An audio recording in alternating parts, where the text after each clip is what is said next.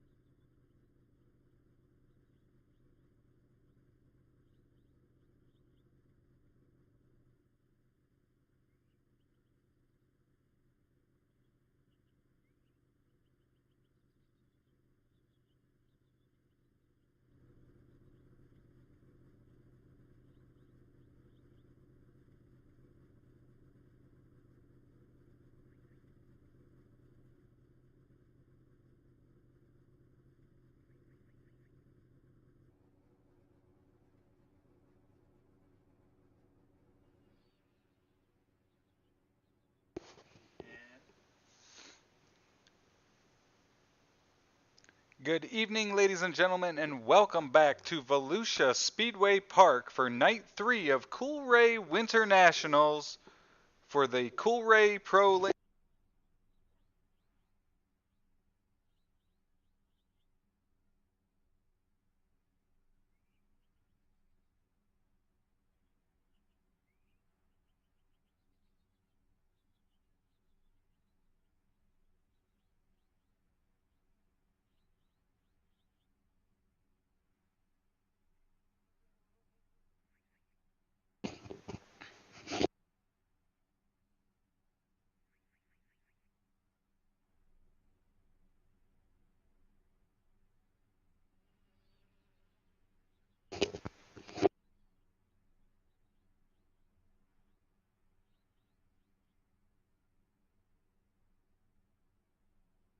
Test, test.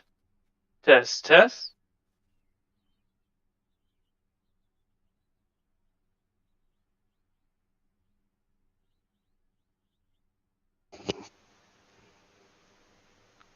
Good evening, ladies and gentlemen.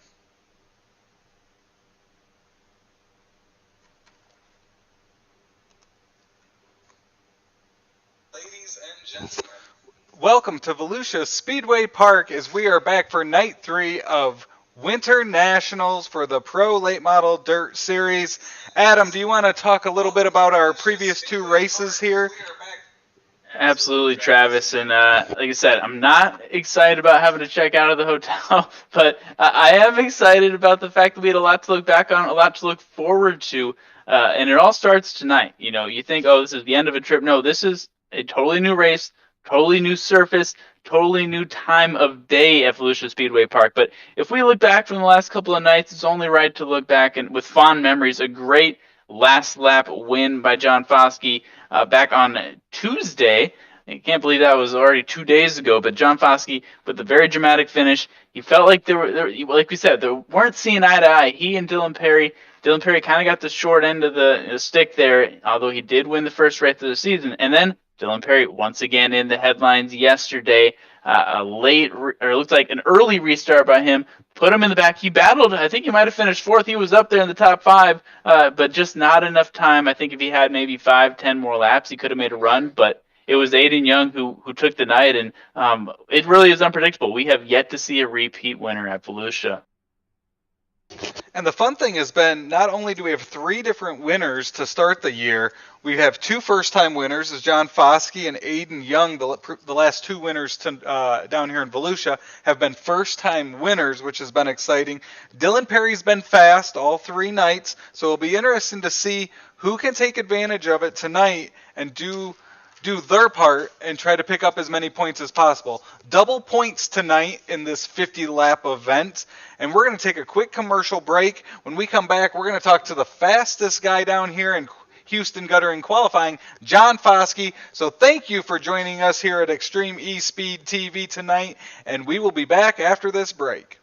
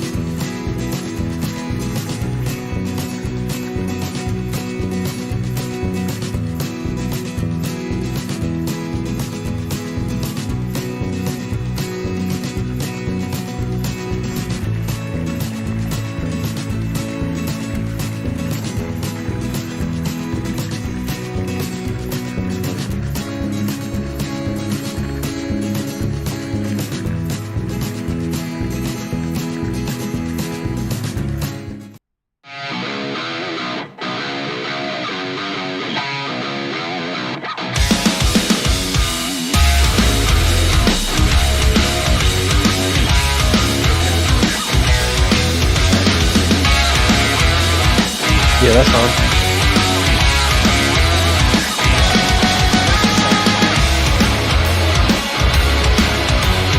Okay, sounds good.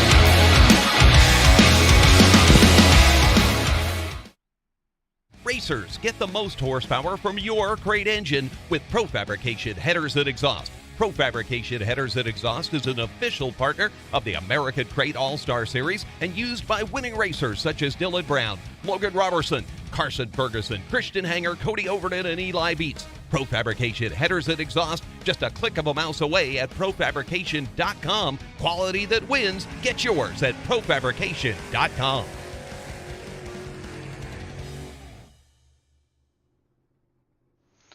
Good evening and welcome back to Volusia Speedway Park. He's been fast since they rolled off the truck here on Tuesday, claiming both Houston Guttering fast times and then also our night number 1 victory. I believe Adam Johnson has John Foskey with him in the booth. Hey, John Foskey, thanks so much for joining us. I guess we'll start plain and simple. The track looks a little different. We got daylight right now. Is that going to be a major difference going into tonight? Oh yeah, I believe so. The past 2 nights we've been on a different setup, and tonight we have a different gear change. Like you said, the sun's out, the weather's a little bit different. We don't have all that headwind tonight. Should put on some better racing, and should be a fun night. So 3 nights in a row, same track, Volusia Speedway Park. When you went to bed after your win, and then when you went to bed last night, did it get you eager for this third one? Do you feel like you're more prepared than ever, or is each race completely different than the last, even though it's the same track? Honestly, a new day is a new day. I could take notes from the past 2 nights and use them tonight, but all in all, it's a whole new night. There's people going to be in different places. I don't have to pass cars. I haven't passed all week and race around guys. Last night, Aiden came out of nowhere and won the race on the inside. So it's anybody's game. You just got to be on your toes and keep your car clean and be there at the end.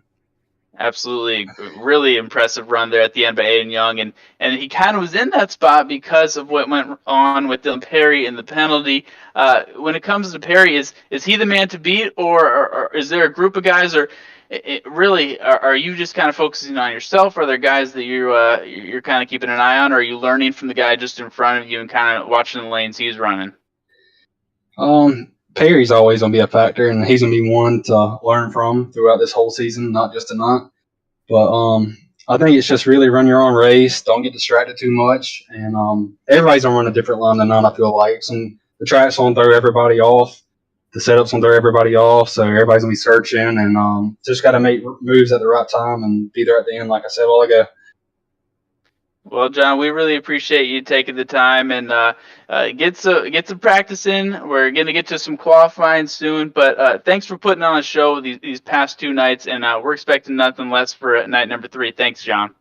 Thank you. So we'd like to thank John Foskey for joining us there. And Travis, I know before we get to commercial, I just want to kind of get a feel for you and how have you been doing the first 2 nights. I unfortunately missed the first night of Volusia. Are you excited as I am for night number 3? I am, of course I am, and Dylan Perry, I think, has shown speed. John Foskey's shown speed. We've seen some guys jump to the front. It's going to be interesting if those 2 are going to be able to rise to the top again tonight. But as John mentioned, Aiden Young came kind of out of nowhere on night number 2 after number 1 being middle of the pack. It's going to be interesting to see who can jump up there and compete. We know John, we know Dylan are going to be up front. Who's going to get up there and try to battle with them? So we've got another exciting night. We have now 6 races at Volusia Speedway Park. No repeat winners. So we will go for suite number 7 tonight. Before we get to Houston Guttering qualifying, let's take one more commercial break, and then we will get to some racing on the track. We appreciate you tuning in to Extreme eSpeed TV.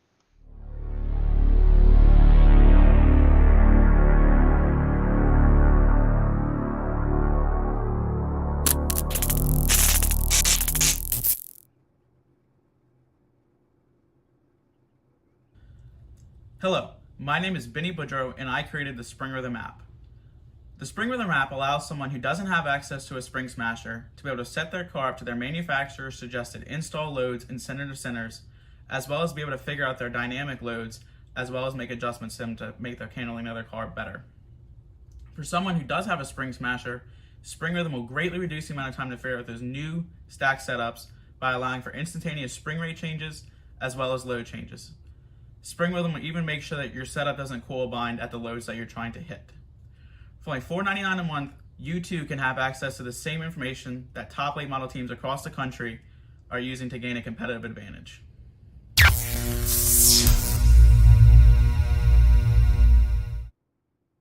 It rose from humble beginnings in the Valley of the Sun. A sprint car racer saw the need for racing shirts. And now, the vision of Carl Korbacher has resulted in Arizona Sport Shirts helping racers across America spread their message. For the best custom designed shirts, hoodies, caps, koozies, and much more, go to ArizonaSportShirts.com. Be part of history. Arizona Sport Shirts, the original racing shirt.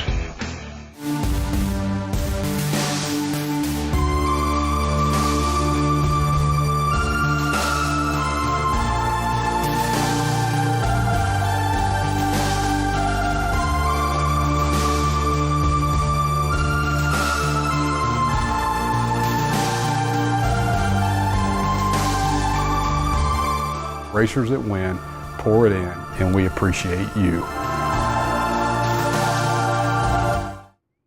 We take many precautions to stay protected. Online protection requires the same amount of precaution. Cybercrime is a $6 trillion industry. Roughly 158 people fall victim to this type of crime every second, and a business will be compromised every 11 seconds. In the last 3 years alone, the number of malicious websites has increased by 130%. Bottom line, you need protection from someone you trust. Call Computer Pros for protection plans as low as $4 a month.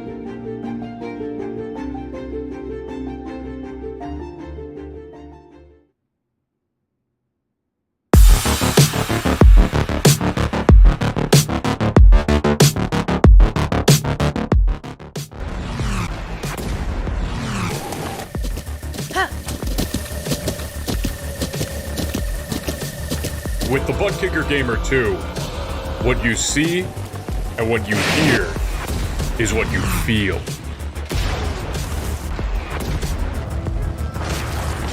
ButtKicker, the future is feeling.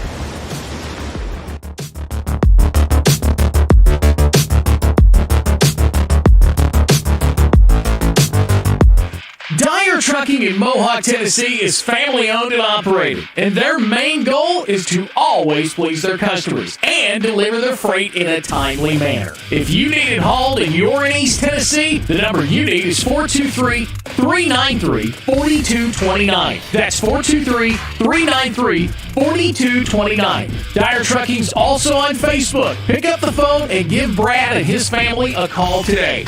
Dyer Trucking. If you need it, they can get it. Find them on Facebook. New year, new season. Extreme eSpeed TV brings you live coverage of the Light Electric Company Next Gen Series. See the Next Gen Series' biggest stars battle in iRacing's most competitive series. Elbows up, hammer down action. The Light Electric Company. Welcome back to Volusia Speedway Park. You've got Travis Piercefield and Adam Johnson here for coverage of tonight's Night 3 of Coolray WinterNationals. Speaking of headlines throughout the week, we've had some major breaking news throughout the day. Adam, you want to touch on what we've heard from down in the pits? Absolutely. Let's start with some of the on-track action tonight. The reason we're enjoying this great action is our main man, the guy who heads it all, Cody Early. He's going to actually be in the backup car for the night. You saw a few issues he had yesterday, a few cautions he was involved in, but he'll be bouncing back. And speaking of next season, it's never too early, right, to look forward. The Coolray WinterNationals will return to Volusia in 2023. So if you think this is good, Travis, just wait until next year. And don't book your hotel for the same week, Adam. I actually noticed it's going to be a few weeks earlier in the year. It'll be the last full week of January. So a lot of exciting action coming from Volusia Speedway Park next year, as it was announced that we will return. And it will actually take place before the Super Bowl of racing at Charlotte. So already seeing some changes to the schedule for next year. They'll have that full schedule out before the Buckeye World 100 at Eldora in August.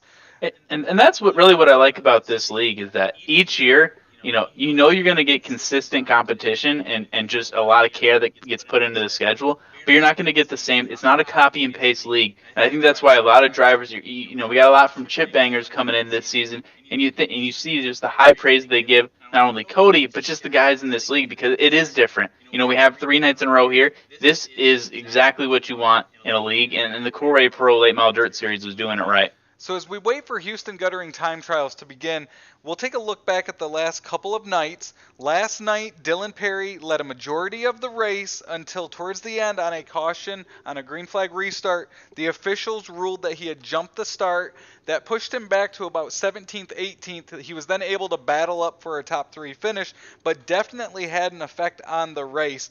Speaking of Dylan, it's been all Dylan Perry, John Foskey, Justin Thompson, as they have scored 3 top 5s in 3 races, that including Charlotte, off to a great start, especially this week with double point races. And you brought up a great name there in Thompson. That's one of the guys that we just consistently see, not only in the top 10, but really top 5. So, you talk about, okay, Volusia Speedway and the Coolray Pro Late Model Dirt Series, we're not seeing repeat winners. Does this mean that this is Thompson's night? Might it be a guy like, Tater Williams? Tater Williams is a guy who's known to dominate in this league, but it's a new year, and I think it'll do wonders for Tater Williams and his confidence if he can get back into victory lane, and I wouldn't be shocked. We saw the speed he had specifically yesterday in his heat race. He just looked far and above. It looked like he had another gear that the other drivers did not. He had a little bit of unfortunate guys, traffic in front of him, but I think Tater Williams is still going to be my guy to watch tonight. And speaking of the winners we've had, the 107 Tire and Service Center rookies have won all 3 events so far.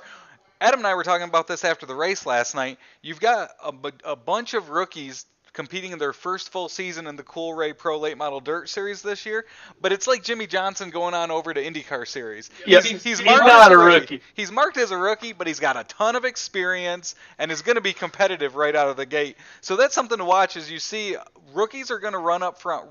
Rookies are going to win races this year, and it's going to be interesting to see as those rookies and those first full-time season drivers in this league, how they mesh with the guys that have been here 2-3 seasons.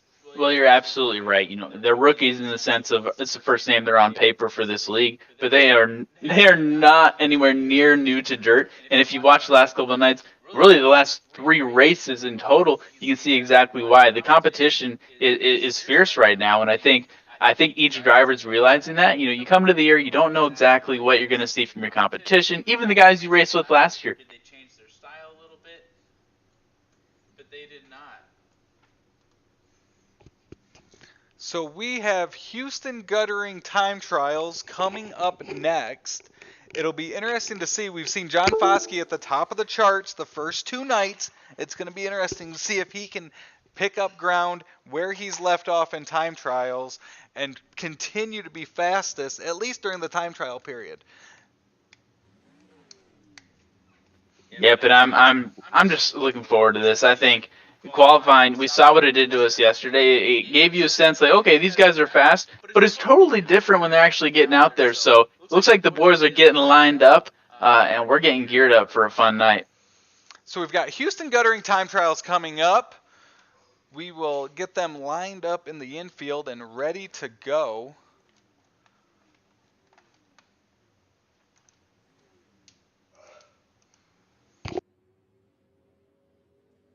And first up is going to be the number 69, last night's winner, Aiden Young from Dalton, New Hampshire. Aiden Young looking real good in his Coolray heating and cooling. I'm loving those colors right now. The blue and white, it just looks so clean.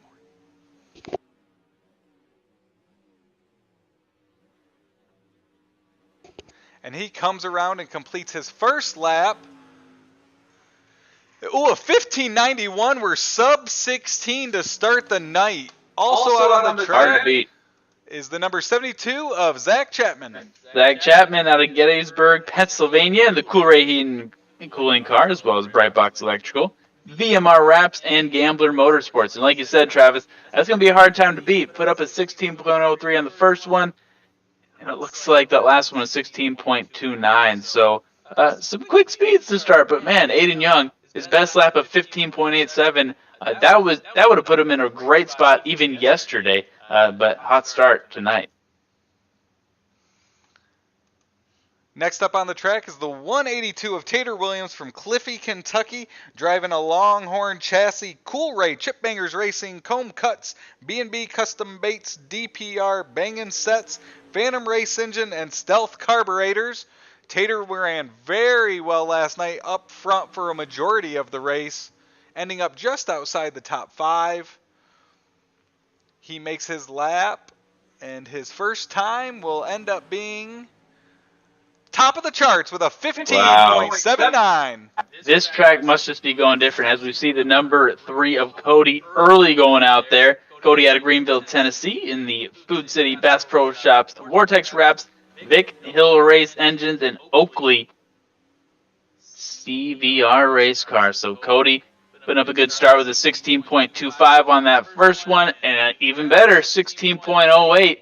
So good strong start from the man himself, Cody Early. We're definitely seeing some faster laps tonight with guys under 16 seconds already. Be interesting to see what this ends up being with still some fast cars left to go. Next up will be the number 98 of Justin Thompson. He comes from Fairmount, Georgia. His Hood Up Motorsports, Thompson Design, Sim Motion US, Sim Magic, Dirt Chasers Media, Grassroots Media. Makes his first lap as he takes the green. Justin is one of those drivers, 3 top 10s, 3 top 5s in the first 3 races. He comes around, completes his first lap. He will end up second with a 15.82. Man, these times are quick as we see the number 7 of Dylan Perry take the green flag. Dylan Perry, of course, Ringgold, Georgia, CVR race car. Got a lot of sponsors, but we'll highlight Coolray, Rapid Race Graphics, Masterbuilt Equipment, and Stealth Racing Carburetors right now as he wheels that one to a 15.88. And good enough for 4th right now. But wow, Tater Williams just shot out of a cannon. You're right. Looks a lot different than what we saw yesterday on the track. I think it's a little quicker right now. Yeah, Tater's second lap there shot him to the P1 spot. We've got Williams, Thompson, Aiden Young, Dylan Perry as your top 4 as we wait for the next round of qualifying. I'm liking the speed. I'm just hoping, the track will change, but I'm hoping when these boys are out there, they can control the speed, keep it a pretty clean race. We've got the number 71 of John Hine from St. Louis, Missouri, his Rayburn chassis, the Cruise Shop EFW.com, VMR Wraps, Coolray Heating and Cooling, Gambler Motorsports. He won our Last Chance Showdown a couple weeks ago during the Toilet Bowl 100. He completes his first lap with a 16.02, good enough for 5th on his first lap. And that'll lead us right into Mr. Steven Speeds, the number 55 of Speeds is out of Lee Summit, Missouri. Midwest Turbo and Performance, MTTurbo.com, and Gambler Motorsports. As he rolls around right now, we'll see what this first lap is for us. And Speeds gets a 15.95. That's good enough for 5th. Right now jumps just in front of the 71 of John Hine, who just ran before him. We'll see if he can up it this evening as he'll come in right now, and that'll lead us right into the next one of the 117 of Joshua Johnson out of Waynesville, Georgia. He's with Capital Race Cars, sponsored by Vortex Wraps, KHJ Powder Coating, and Vortex Motorsports. As he rolls around, we'll see what times he can pull up. Looking speedy.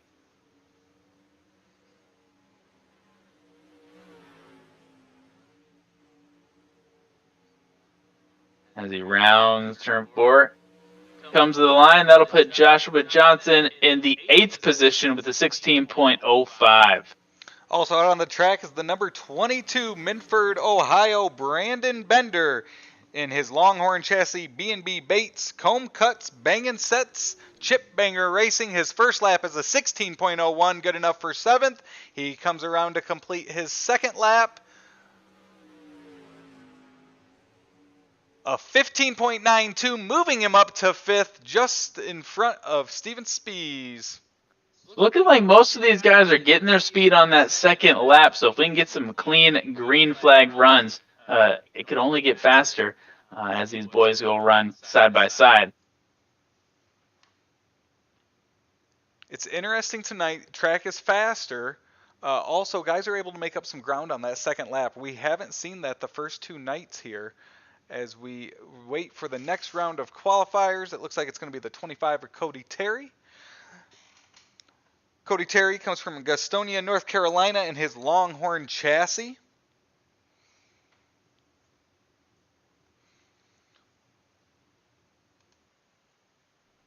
And actually, we're going to go to the number 12, Jordan Van Westen out on the track. Jordan comes from Del Rapids, South Dakota in his Elite chassis. His first lap underway.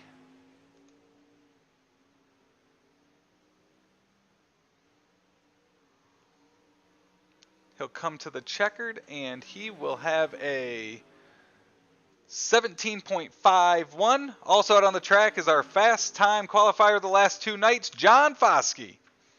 That's right, John Foskey out of Dublin, Georgia. Good to hear from him. He's in the Coleman and Son Painting, Bang & Sense, B&B Baits, Combs Cuts, and Chip Bangers racing car.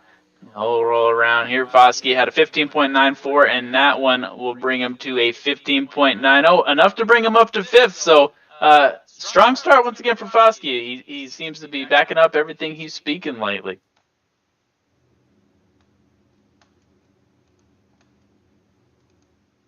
And that was a good time having Foskey in the booth, too. He's a great kid. And excited to see what he does in the league this year as we see the number 25. Now we'll have Cody Terry out there. Good to see Cody out of Gastonia, North Carolina. He's in the ground bound calls. Spencer Boyd LLC, Combs Cuts, Tighten Loose Off, and Bang & Sets car. He'll roll it around, and Cody Terry takes the green for his first lap.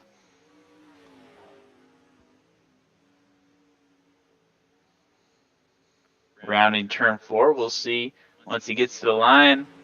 Timing and scoring will give him a 16.14, good enough for 12.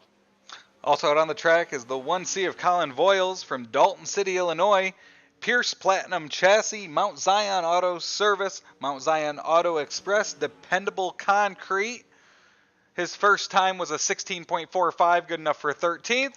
Trying to pick up some speed on the second lap, will end up with a 16.22, good enough for 13th. Cody Terry's second lap was a 16 flat, good enough for 9th. Next up is going to be the number 41 of Brian Voiles. Brian comes from Decatur, Illinois in his Longhorn chassis. Dependable Concrete, Hoosiers by Smash, I-Flag, Maverick Simulations. He'll come around and take the green flag for his first time lap.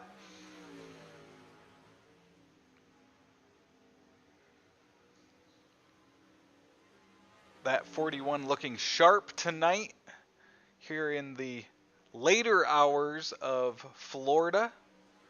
His first time ends up being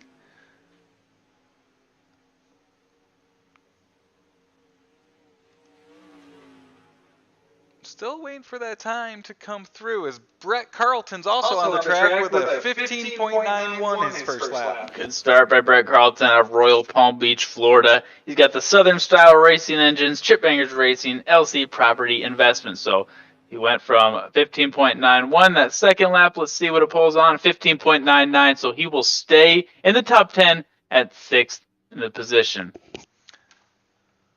Brian Voiles' second lap was a 16.03, good enough for 11th. As we now have the number 95 of Dylan Hutchinson out on the track. Dylan comes from Holt Summit, Missouri in his Longhorn chassis. Chip Banger Racing, ZD Photos, Comb Cuts, KMJ Graphics.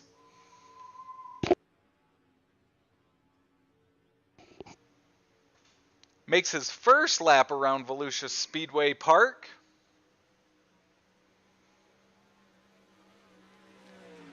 Timing comes in. He ends up with a 16.14, good enough for 15th. He'll make his second lap.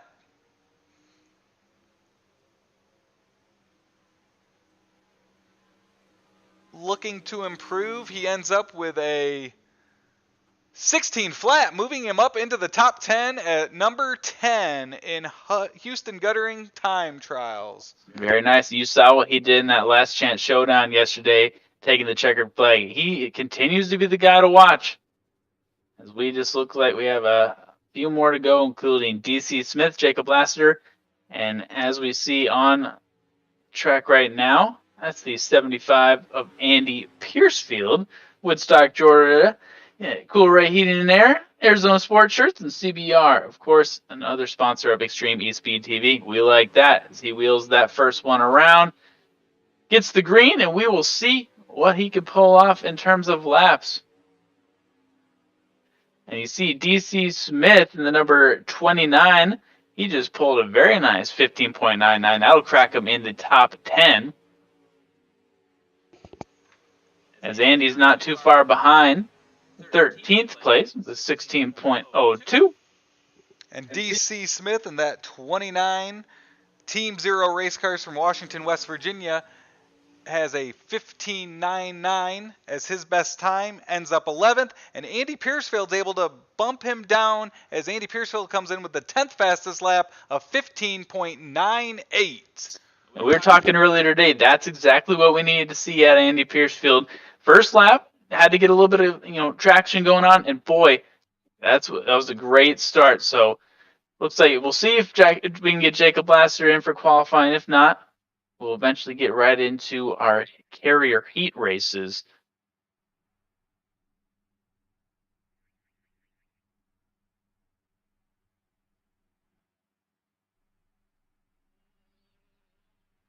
So at the moment, not seeing any numbers or any on-track action for Jacob Lassiter. We'll see if we can find out some more information there on that. But nonetheless, really strong run. Tater Williams, we kind of took for granted possibly how fast those beginning qualifying cars would be. But you got Tater, Justin, Aiden, Dylan, all guys who started pretty early during this qualifying period. So the speed was early, but there were a lot of guys hovering around that 7th to 10th range. So I'm going to need to see what happens in the carrier heat race before I can really get a good feel for tonight. And we've talked about it. Looks like Jacob Lassiter will not complete his time as qualifying comes to an end, and it's going to be Tater Williams in the 182 claiming the time trials and Houston Guttering time trials for tonight, as we'll move straight to the carrier heat races.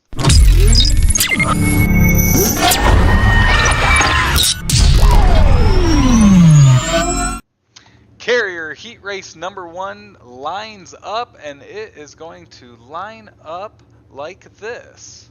That's right, the fastest man himself, Tater Williams on the front lines, next to John Foskey, a winner from a couple of nights ago.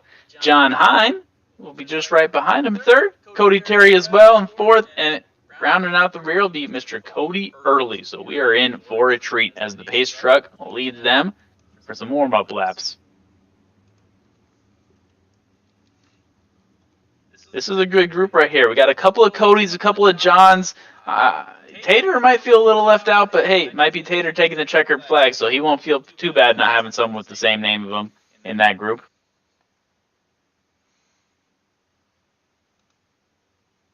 So we'll have 8 laps in carrier heat race number 1. Tater Williams fastest in Houston Guttering time trials, starting in 1st with a fast John Foskey right next to him. Track is different tonight. We've talked about that throughout the evening and throughout qualifying. It's shaking things up a little bit as we now head into the heat races. It sure is. I want to see if that speed continues, because not only was it a speedy track, but it was a speedy track that kept getting faster. Does that play the same here when we get to the carrier heats? Well, we're just a few moments away from finding out.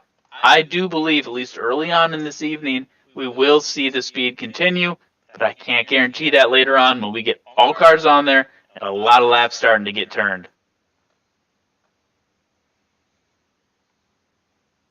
Pace truck pulls into the infield at Volusia, and Tater Williams and John Foskey will take us green in carrier heat race number 1.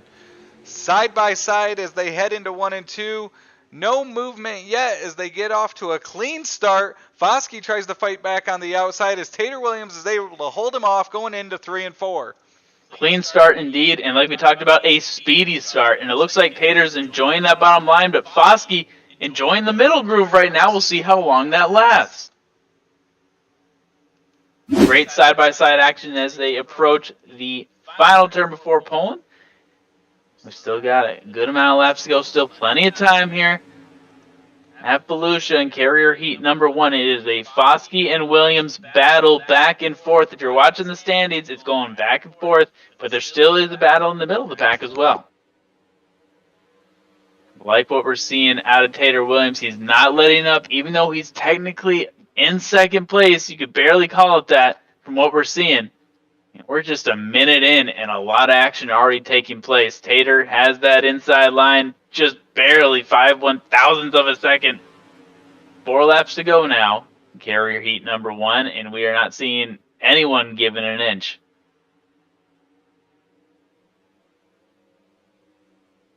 And really, it's the middle groove and it's the bottom groove for the second and first place cars, really by force. And it looks like Tater got a little higher than he usually did, but he's not giving up any room. Love what we're seeing out of Foskey as well. This is a battle I hope carries on into the feature tonight. 2 laps to go. Advantage is Foskey. But is his advantage the same on the track with his position? We'll soon find out. Track might be changing a little bit. It looks like Tater's losing a little bit of ground, but just when you think that, you see the white flag come out. 1 to go in Carrier Heat number 1. I just don't know if Tater's going to have enough to get by him. It's going to have to really come down to this turn. Foskey just needs to hit his marks. Going to come down to the wire, and Foskey does it with Tater finishing right behind him, followed by Hine, Terry, and Early.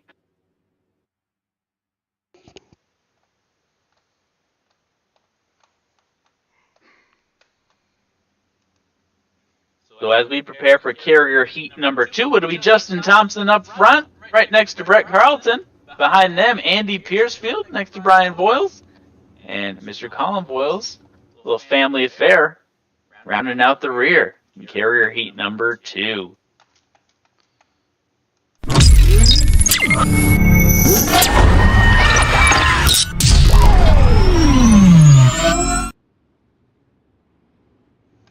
So plenty of speed. I really liked what I saw out of the track there in Carrier Heat race number 1. Let's see if it's not just a driver. Is this a track thing? I'm hoping we see the same level of competition right now in Carrier Heat race number 2.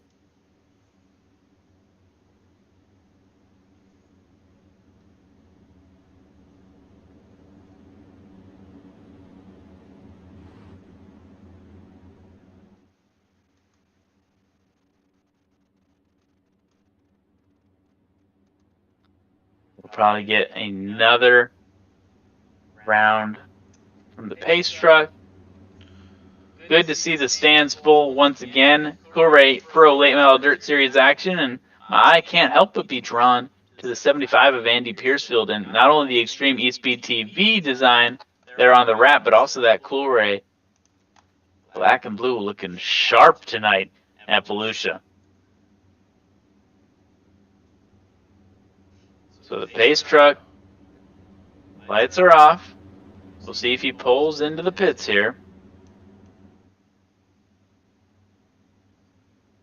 Indeed he does, and that means we are green for Carrier Heat number 2. They'll go side to side with Justin Thompson with the lead, with Carlton to his outside. Make their ways around 2 as they are 3 wide behind them for 3rd, 4th, and 5th. Yeah, almost more intense action there in 3rd through 5th, like you said, but Carlton and Thompson, they're not giving each other an inch right now. Looks a lot like Carrier Heat number 1. Carlton fights back on the outside. He has Thompson to his inside as they go in through 3 and 4. It's going to be Carlton out of 4. He'll lead that lap as they start to stretch out, but we're 3 wide for 3rd, 4th, and 5th. Man, and they're just making it look so smooth. Ooh, Andy Piercefield and Boyles, that's something we've seen the first couple of nights too. They are always near each other, and they make for some pretty entertaining action as a viewer, but Carlton and Thompson continue to run as well. very nicely. I like what I'm seeing out of Carlton. Both these quote-unquote rookies in the Coolray Pro Late Model Dirt Series, so they've shown us a lot of their stuff the past couple of nights, but I think they still have some tricks up their sleeves this evening. Carlton Thompson knows the tail as they go down through 3 and 4. Thompson not letting up on Carlton, right on his bumper as they go into 1 and 2 in each other's tracks, coming out of 2. Making it look a lot easier than it is. Anyone who's raced a track like this, you know, having control, especially on a track that's ever changing, is not always this easy. And what a move there by Carlton. Can he hold it? Can he hold it? We will find out. It looks, ooh, a little bit of contact there, and it might be to Carlton's advantage. Question mark. White flag is out. Carlton will take it coming off of 4 as Thompson made a heck of a move, got right up to his rear, tried to pass him on the inside as they now get single file around Volusia, coming to the checkered flag. Thompson will make one more try in 3 and 4, but it's going to be Carlton for the win in Carrier Heat Race number 3. Going to be Carlton, Thompson, Voiles, Piercefield, and Voiles as we move on to Carrier Heat Race number 3.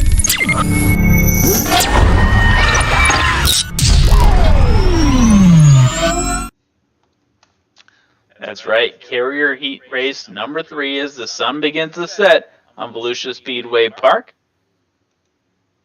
We'll get you the lineup. Mr. Aiden Young, last night's winner. He'll be starting right next to Brandon Bender. Behind them, DC Smith and Zach Chapman. And rounding out the rear will be Jordan Van Weston. So these first 2 heat races have shown that, 1, we're getting a lot of speed right now. We'll see if that continues. And 2, it's allowing for side-by-side. It's not only speedy, but it's controlled. You know, we saw maybe a little bit of contact there, possibly between Piercefield and Voiles at one point, but not enough to really shake either car. So there's really no reason not to believe we see the same thing here. So we have last night's winner, Aiden Young, starting on the pole for this Carrier Heat Race number 3. Next to him is going to be Brandon Bender. He's been fast this week, and even in the Toilet Bowl 100, we saw some speed out of his car there as they now start to make their rounds. And there's Jordan Van Weston joining the field out on the track.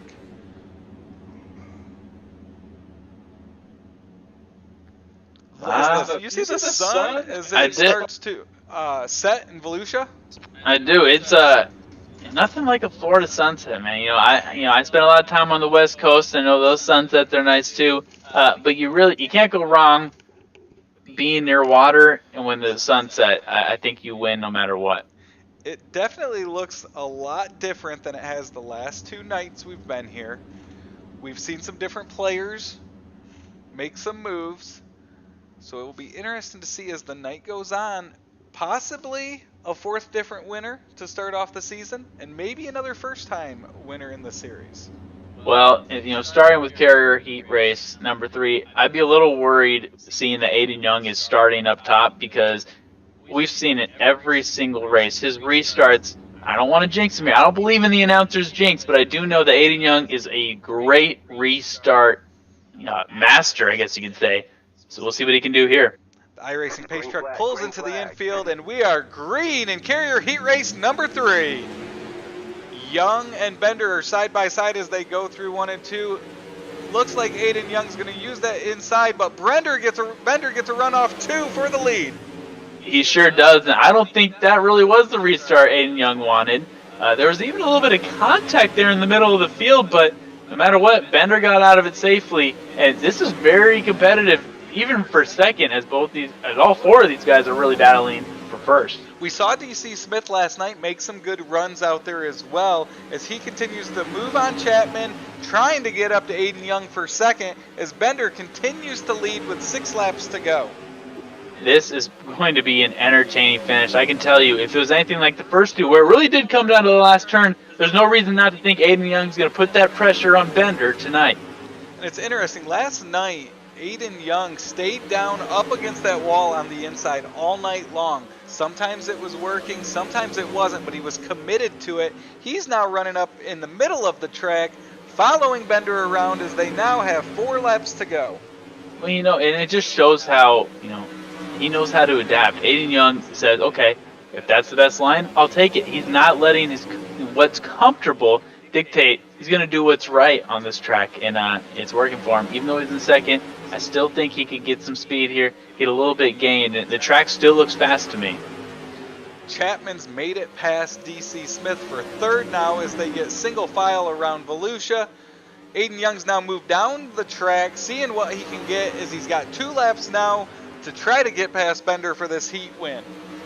Man, I didn't expect this out of Bender. It's really hard to get in front of Aiden Young. Not that I'm downing Bender, but I'm just very impressed. And Aiden Young, he's got an opportunity here. He's not going away yet. White flag is out for Bender as him and Young have pulled away. Young's back down up against that wall on the inside, tries to make a move in 1 and 2, makes up ground. One last chance in 3 and 4. He gets up beside Bender, and it's going to be Bender at the line for Carrier Heat Race number 3.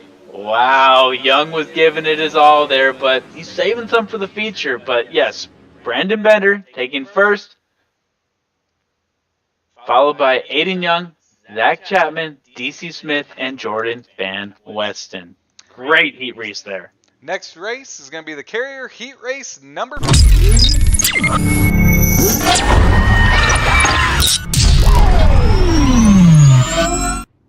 The cars are lined up as we get ready to go back to green at Volusia.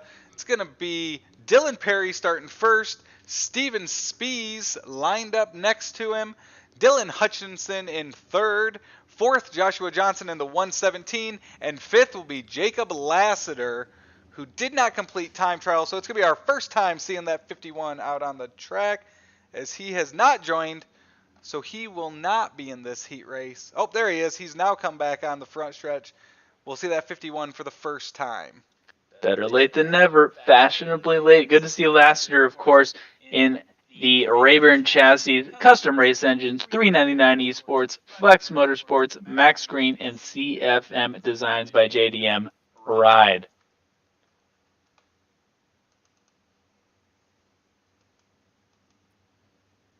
So the heat is on. You can tell, though, as the sun's going down, track temperature might cool a little bit right now, specifically with the time between events.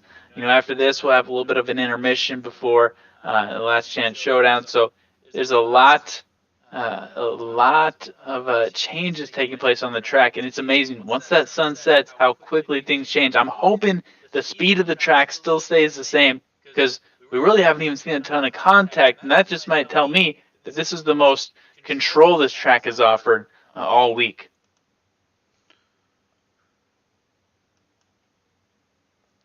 Dylan Perry, Steven Spees bring us around turns 3 and 4, getting ready to go green.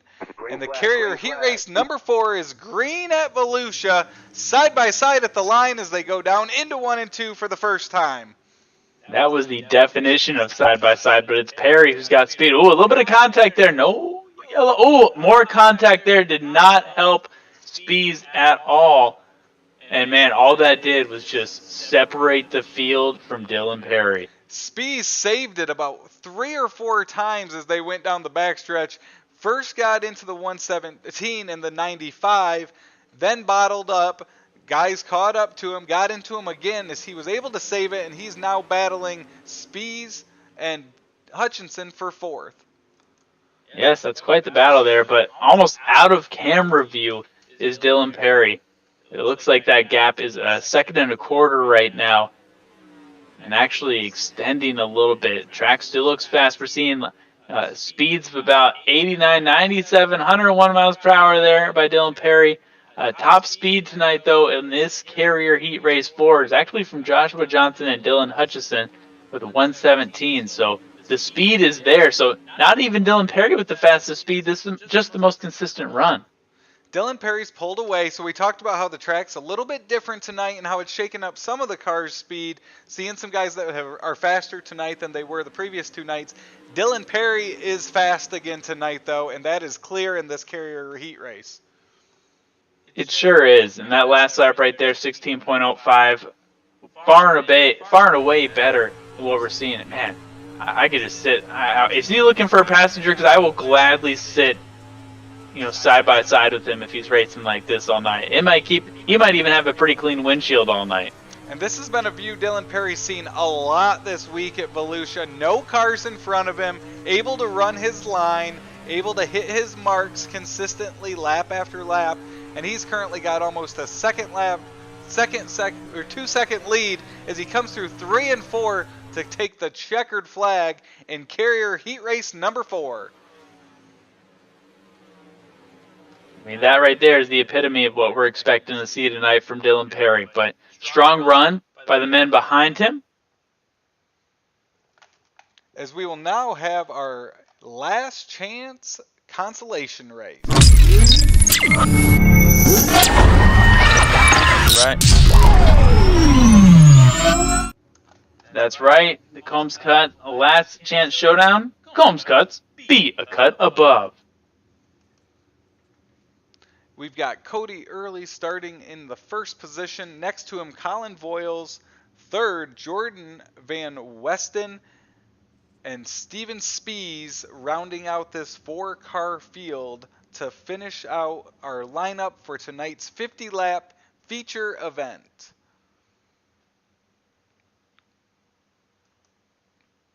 It's going to be 12 laps around Volusia Speedway Park.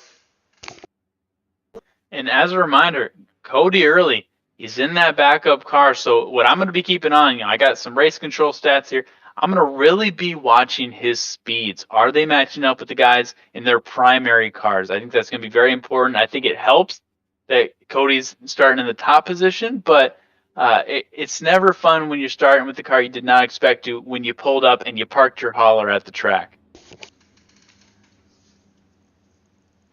And they will go around Volusia one more time. Another great crowd here tonight, like we have all week. Probably plays into why we're coming back for 3 more nights next January for the 2023 Winter Nationals. Pace Truck has his lights off.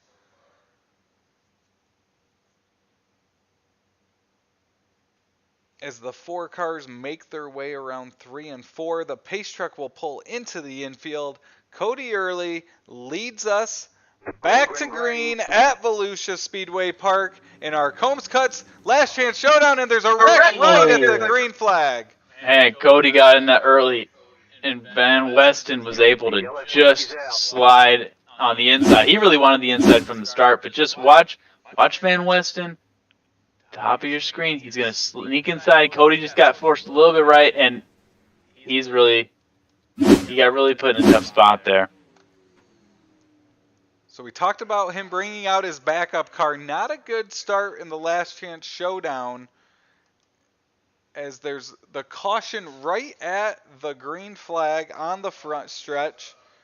They'll reset the field. Race controls all over it. We're hearing a lot of chatter from the pits, Adam, that the track is a lot different tonight. Should be a huge factor in tonight's 50-lap event. It should, and it's proving to be. It almost, if you didn't show me the Volusia Speedway layout, if we didn't see all the beautiful sunset, I'd say this is a different track than what we saw the past 2 nights. And I'd say night 1 and 2 a little more similar than I expected it to be. I'm happy to see though the track is different, but if you're the competition, you might be a little scared because Dylan Perry, he seemed to not struggle with any of that at all. So if you're a car that can run fast, you're going to run well here if you just stay out of trouble. They continue to set the field here. Pace Truck still has his lights on. Yeah, and that put Cody in a tough spot there when he was just up in the air. I mean, at that point, you're at the mercy of gravity, and it really put the guys behind him in a tough spot too, because there was nowhere to go there for Voiles as well, and he definitely got caught up in the contact. We talked about Cody because he got in the air, but Voiles took a big hit as well, going straight into him. And we talk about it happening right there. They're all on the gas, trying to get going. plan is to go straight. You get sideways there, there's not much control you're going to have as you're full pedal down trying to get going on that green start. Pace truck lights are off. They'll go in. You've got Steven Spies and Jordan Van Westen leading us back to green. They're side by side going into one with 8 laps to go. Cody Early's on the inside, gets past Colin Voiles. Got his eyesight on Van Westen. That's right, Van Westen. Not as strong as a restart as he had at the beginning of the race, even though that was a very short restart. But Spies is running strong right now. He found the distance, and I'm actually a little shocked to see Van Westen there in the back. Cody Early's back up.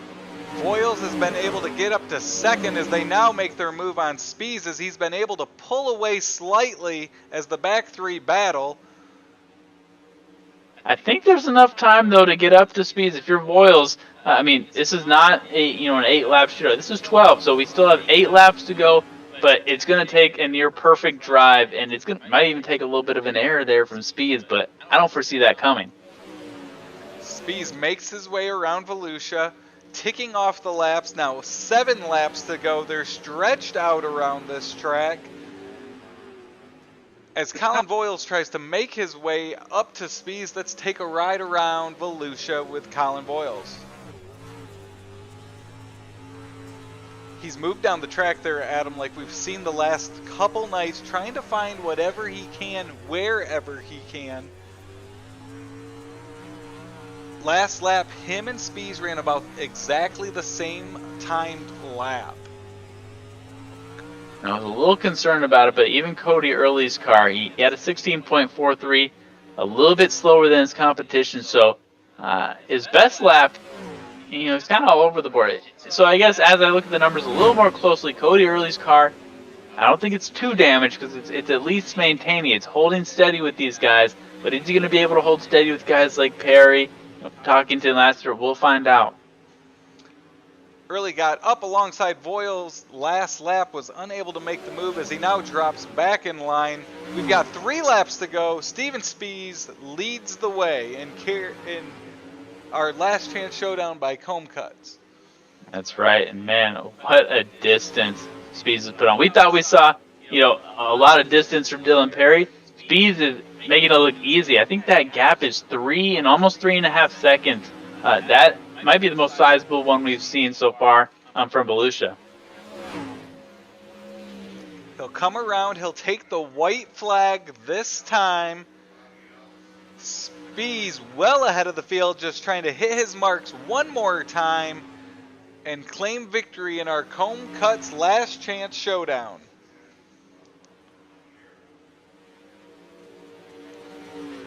He comes to the checkered, and it's Steven Spies, winner of our Combs Cuts Last Chance Showdown tonight. We'll take a look at the final rundown as they complete the finish.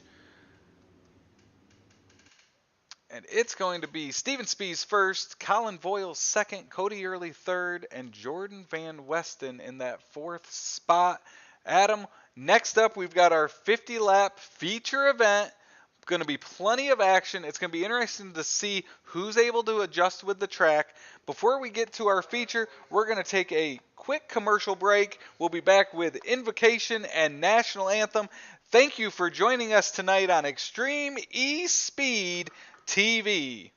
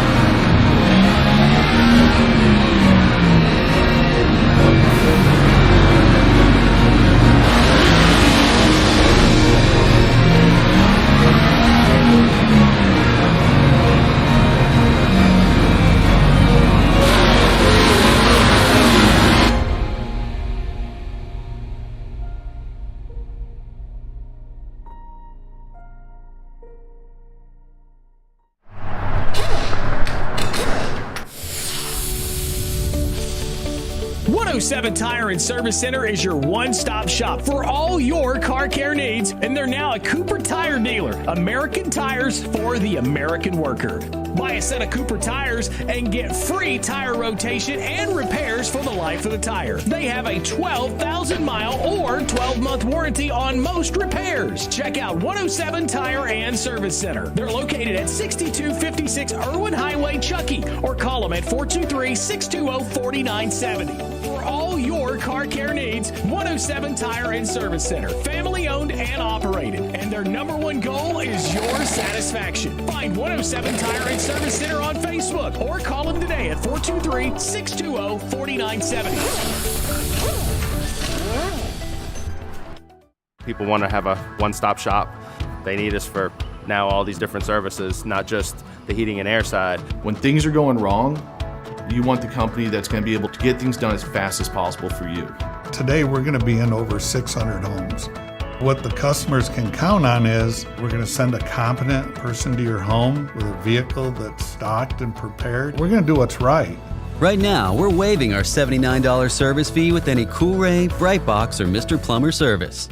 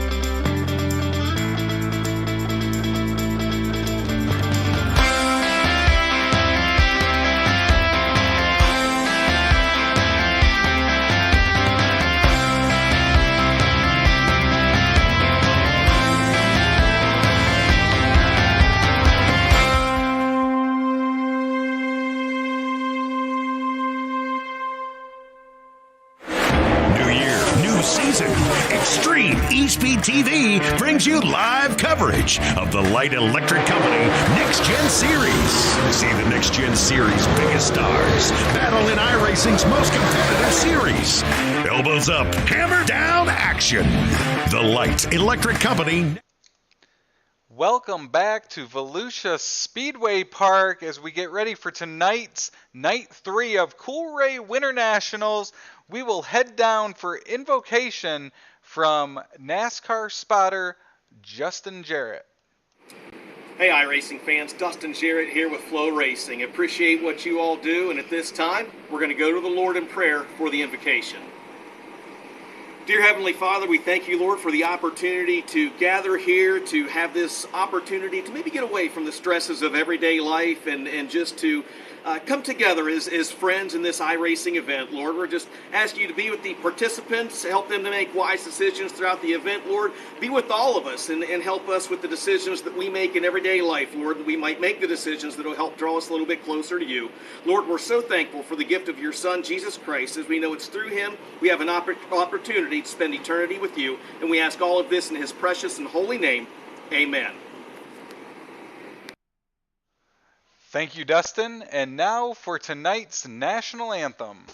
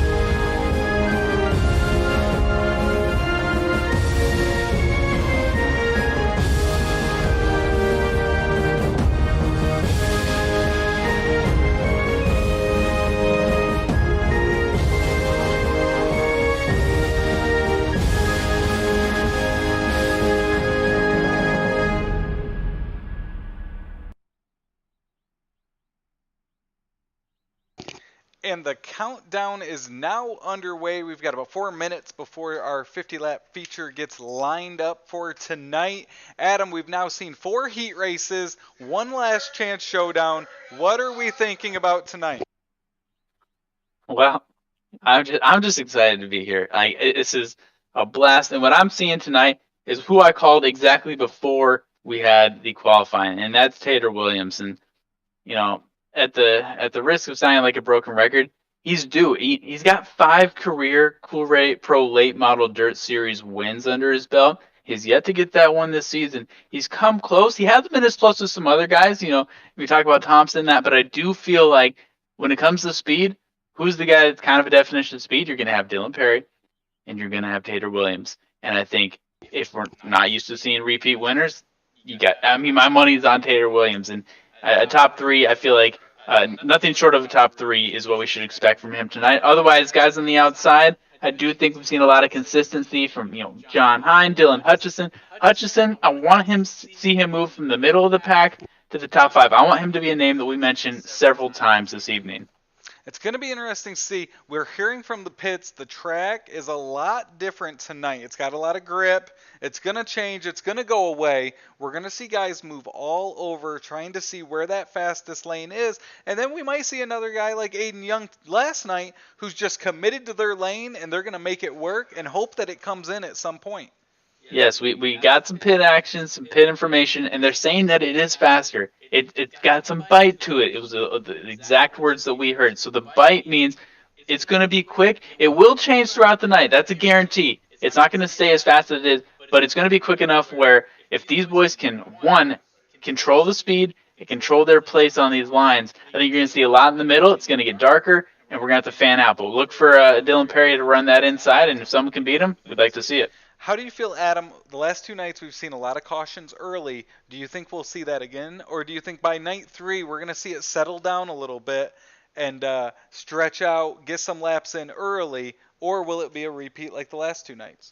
I'd say if the track was the same as the last 2 nights, we'd see the same racing. The guys didn't adapt too much to avoid the cautions. I do think we'll see less tonight.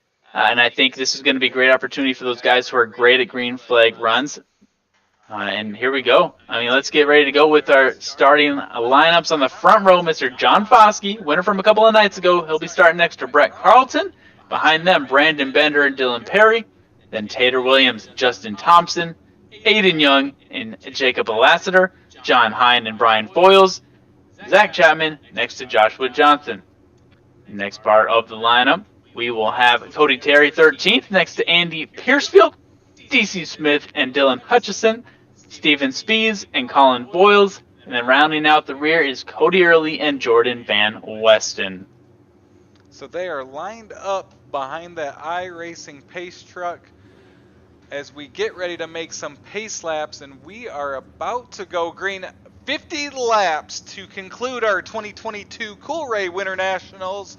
Double points. We've seen a lot of movement in the point standings the last 2 nights because of that double point. And the guys will line up. They'll do the 4 wide salute to another phenomenal crowd here tonight at Volusia Speedway Park. I know we talk about it every night, but probably the coolest sight in motorsports. Any dirt track you go to, when they line up 4 wide, it is a sight to be seen as they come around 3 and 4 and will be right in front of those great fans down here in Volusia. Absolutely, and if you're not here in attendance, I hope if you're watching on Extreme eSpeed TV, you're going to want to take some screenshots and save this as a background. We love seeing this every single time. These fans continue to show out. You viewers continue to tune in, and much like last night, give us your picks.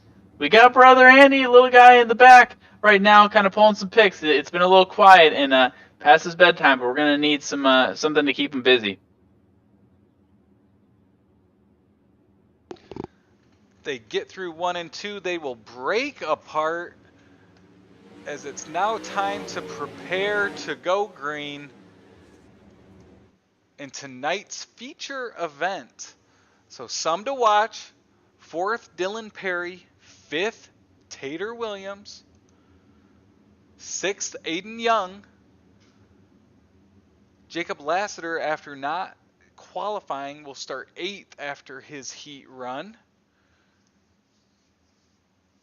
Steven Spee starting 17th. We've seen him fast. He ran top 5 all last night until the very end. So it'll be interesting to see what he can do throughout this evening as well. Yeah, I like the speed we saw from Spees in the carrier heats. He really pulled away and left the competition in the dust. So if you're going off of the heats, it's going to be a good race. And we are green at Volusia Speedway Park. Foskey's able to pull away slightly as they head into 1 and 2 as they're side by side going through the first corner. Foskey with a very safe restart. He's got comfortable, but on the inside, Brandon Bender is doing exactly what he did in the carrier heats, riding that low line. Carlton has probably taken the most advantage of the track changes tonight. He has been fast. As the yellow comes out, we'll take a look with our Coolray instant replay what happened there on lap 2. 29 of DC Smith. Oh, 41 of Brian Boyles got into the wall. Oh, just a lot of carnage there in the back. And that's the type where 2 cars are involved, but it affected so many.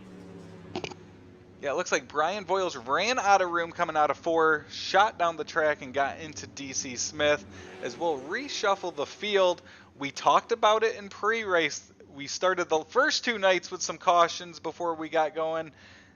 Looks like we're going to do the same as they will reline up to get back to green. Yeah, it just looks like they're faster cautions, I guess you could say. But Foskey, the man we talked to earlier before the races on the track even happened, I think he's in for a good evening. He's staying safe right now. But yeah, there was a lot of damage incurred there between that caution. You know, a lot of the ones we saw yesterday early on weren't as damaging. We'll see if this really helps the guys in the front who stayed out of that tussle. They're lined back up. It's Foskey, Carlton, Bender, Perry, your top 4. As they make their way around Volusia. Look at that crowd joining us tonight. Also a shout out to everyone joining us on our Extreme eSpeed YouTube channel. If you don't already, make sure you subscribe. We've got plenty of action track over there at Daytona. So plenty of racing all season long. Thank you for joining us. As John Foskey and Carlton are lined up, ready to take us back to green. And the green flag is out. Foskey's able to pull away on that restart, and they'll head into 1. My goodness, what a restart for Foskey. It looks like he's basically qualifying right now with the distance he got. But Bender, I did not have him on my radar tonight, but I am not surprised by the run he's showing. And the caution flag comes out. We'll take a look. Our Coolray instant replay. We'll go back in the field to Cody Early. See what happens back here in 1 and 2. Slides up the track, gets into Colin Voiles, and then takes out Van Westen and Brian Voiles in the process. Looks like just lost a little control as he went into the middle of the corner.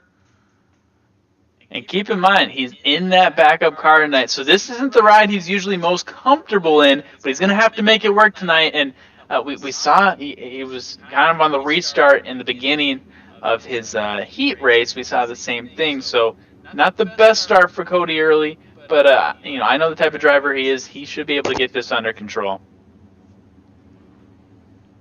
So we haven't really had a green flag run where we've been able to see a lot of movement. We've seen a lot of speed though out of Foskey. That's one thing we have seen, and I don't think he has a problem. Even with the field getting restacked, he's showing that his speed is just better than your speed, and he's going to show it all night, whether it takes 30 cautions or 3. Well, and we've seen it all week as well. That clean air out front definitely makes the advantage. One thing we were able to see last night when Aiden Young was moving up through the field, he was down by that inside wall. Everyone else was running up top, and that made it able for his car to move up and make some moves on that leader. It'll be interesting to see as the track changes, as the drivers move around, the drivers shuffle up and down the field, who's able to make that move tonight. Absolutely, and we haven't had enough of a green flag run to really darken the middle of the track yet. So if you're a viewer, watch that middle groove, probably in the next even 20 laps. Pace truck is in. Foskey brings us back to green, and we are green at Volusia. Foskey's able to pull away. Bender on the inside now. Carlton, Tater Williams, and Dylan Perry round out your top 5. They're side by side, 3rd through 10th. 3 wide coming to the green or to the start finish line. As Carlton's high, Dylan Perry in the middle, Tater Williams on the inside, 3 wide around this track at Volusia. Yeah, look at that. They are just rolling. Ooh, a little bit of movement there. You don't want to go 3 wide, especially on the turns. We've seen that lead to some cautions, but so far some green flag action right now. Dylan Perry, that's a name to watch. He's 4th. He doesn't seem to have the speed he had yesterday, but who does? John Foskey, our winner from a couple nights ago. Bender, not giving him any room, though. Dylan Perry, Tater Williams, Justin Thompson battling there for 4th as they've shuffled through a couple times. Caution comes out as we look around the field to see what might have happened. Some good green flag racing that run. We saw a lot of action. Foskey was able to pull away, but those guys 4th through 7th battled that entire run. Yeah, I almost think not the back of the pack, not the front of the pack. It's that, upper middle pack that's really stressed right now. They're battling like it's for the lead, and really they're battling for a chance to eventually get to the point to overtake the league. But all that battling is to John Foskey's benefit. And Bender, give credit to Bender, a name we haven't mentioned too much the last couple of nights, but he's holding strong, and he's not giving an inch to John Foskey. So Foskey runs out front. Then you have some of the other guys that have ran well and fast all 3 nights with Dylan Perry, Tater Williams, Aiden Young. They're all in that middle top 10 pack, and they are the ones trying to get up top, get up front, and try to battle John Foskey for that lead. And we've talked about it. Track's changing a little bit, but I'm not sure exactly. Maybe 3-4 green flag laps that we just had there. I'd like to see that get closer to 10. They'll go single file on this restart. John Foskey takes us back to green at Volusia. We've seen him do it the last 2 nights. Once they have some issues with getting some green flag laps in, they'll single file them out, and we're able to make some good runs after that. We'll see if that's the case again tonight, as Foskey's down on that inside with Bender following. Keep an eye there on Perry. Perry and Tater battling back and forth. Look at that. Perry just retook the lead from Tater after Tater took it back. That's one we're going to want to watch. And look at that smooth. I mean, there is chaos all around. You can't go too high. You can't go too low. You really have to hold your line there in the middle of the pack. And Justin Thompson wants to join their party as he moves up. He's got Aiden Young trying to get to his inside as Dylan Perry and Tater Williams to continue to go side by side around Volusia as Justin Thompson makes his way up to them as well. Man, a little bit of contact there with Bender, probably a little upset there. And Bender, he's trying to run down Foskey, so to get a little bump in the back is kind of a little frustrating, but they're playing on, boys, and we are caution-free at the moment, 12 laps in from Volusia. Got Bender in second. Foskey's pulled away to just over a second lead. Dylan Perry, Brett Carlton battle for third. And behind them, you've got Justin Thompson and Tater Williams side by side. Plenty of great racing around the entire track. And plenty of room there for John Foskey. Bender holding strong, but look at that. Perry, who was just in 4th, he was just in 5th. Well, guess where he is now? He's in 3rd, and this is exactly, if they had rear view mirrors to look in right now, they would not be comfortable. Dylan Perry has Carlton behind him, Justin Thompson, and Tater Williams as they make their way around. Dylan Perry looks to the inside of Bender in 3 and 4 as he moves down the track, side by side at the line. Dylan loses a little ground in 1 and 2 as Bender's able to pull away with that outside line. What I like out of Perry is whenever he loses some ground, he's got this innate ability to somehow get it back. Even if the guy in front of him doesn't make a mistake, that just goes to show you the experience that quote-unquote rookie Dylan Perry has. Let's look throughout the field as we've got some battles all around. Here's the 71 of John Hine in 9th with Joshua Johnson in 10th to his inside. We've seen them go back and forth the last couple laps as Hine's able to finally get by and pull away. Dylan Perry makes a move on Brandon Bender for second, slides it in, crossover by Bender. He's back to the inside at the start-finish line and will take the position as they go into 1 and 2.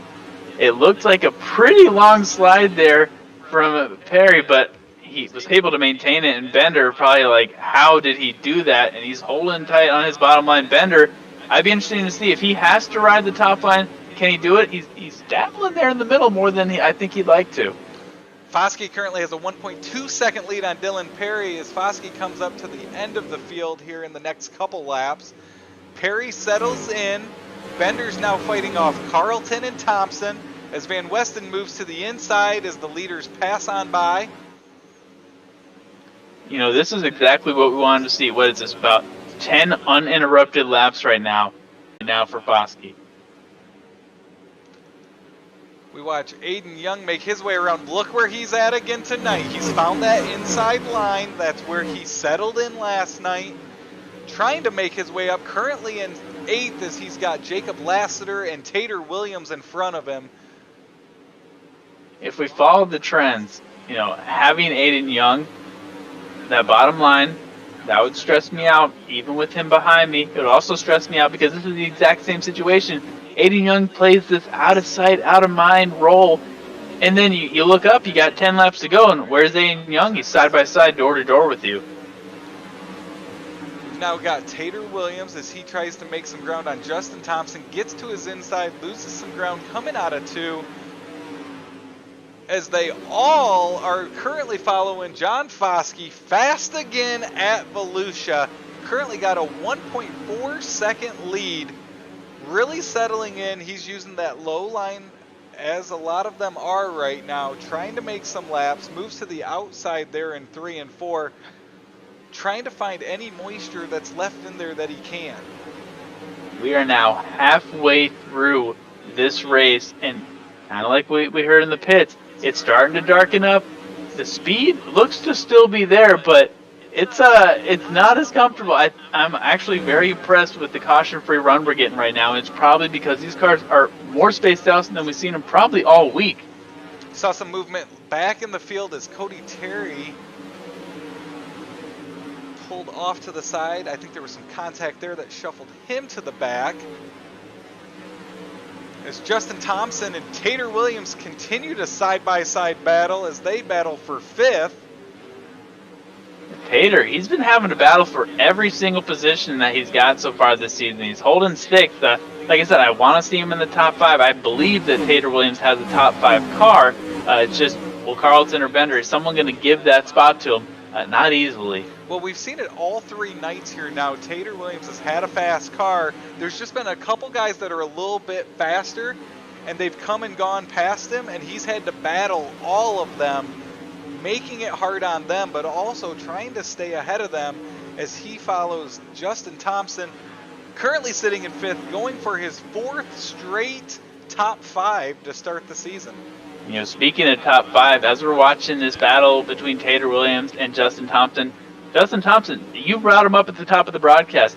The definition of consistency from Volusia Speedway Park, I think Tater Williams has the most consistent car throughout a length of a season. But right now, Justin Thompson, if we're at Volusia, 9 times out of 10, he's going to be in the top 5. Foskey continues to stretch that lead. Dylan Perry hasn't been able to make up any ground on him yet. As you see, Dylan Perry running a much lower line in 3 and 4. And Foskey's moved up in 1 and 2 as well.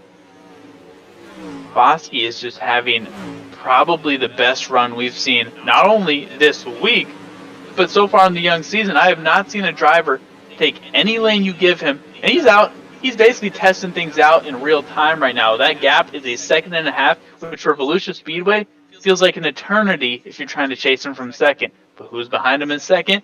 Dylan Perry. Dylan Perry, if there's anyone who can make up a 1.5 seconds, it's that driver. Look back in the field as Aiden Young and John Hine continue to battle. They're battling for 8th as they've been able to get past Joshua Johnson.